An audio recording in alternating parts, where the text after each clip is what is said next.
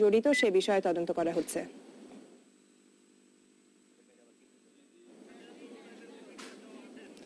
থাইল্যান্ডের ফুকেট উপকূলে ডুবে যাওয়া বাংলাদেশি জাহাজ এমভি হোপের নিখোঁজ 6 নাবিকের এখনো খোঁজ মেলেনি।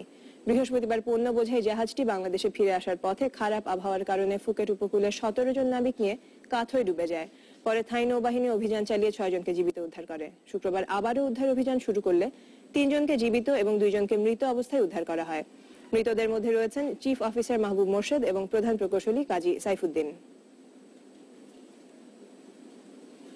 গাবতলী থেকে সদরঘাট যেতে সড়ক পথের চেয়ে ওয়াটার বাসে প্রায় অর্ধেক সময় লাগলেও যাত্রীদের আকর্ষণ করতে পারছে না এই সার্ভিসটি। কারণ ওয়াটার বাসের স্বল্পতা।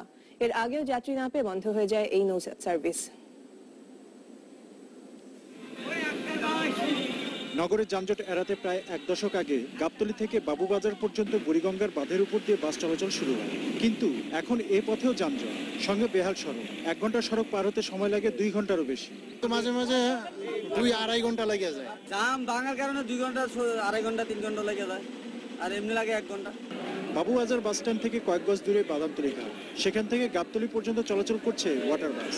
সরেজমিনে দেখা যায় গাবতলী থেকে ওয়াটার বাসে চড়ে বাবুবাজার পর্যন্ত যেতে সময় লাগে মাত্র 50 মিনিট। তবুও যাত্রীদের সাড়া নেই।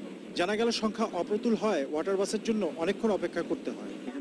এখান থেকে 45 মিনিটে পৌঁছান যায়, আর বাসে গেলে জামে পড়লে 3 ঘন্টা কি 2.5 ঘন্টা লাগে। সার্ভিস অনেক ভালো, জানি এটা রিকোয়েস্ট দিয়েছেন আমাদের সবার টাইমটা যদি সেটেল থাকে, আর একটার পর একটা জানি আর থাকি, তাহলে মনে করেন যাত্রীরা এসে পেরেশান হবে না, ভোগান্তি হবে না।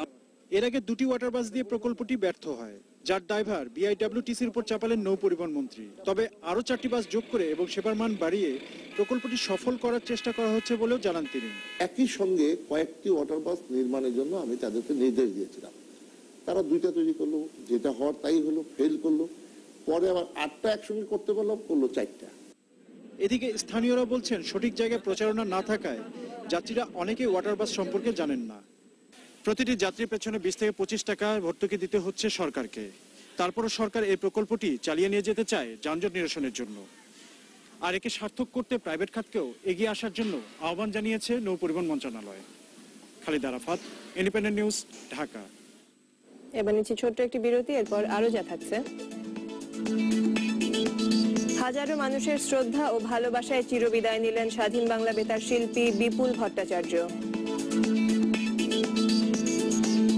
উইম্বলডনের নারী এককে জার্মানির লিসিকিকে হারিয়ে শিরোপা জিতলেন ফ্রান্সের বার্তলি।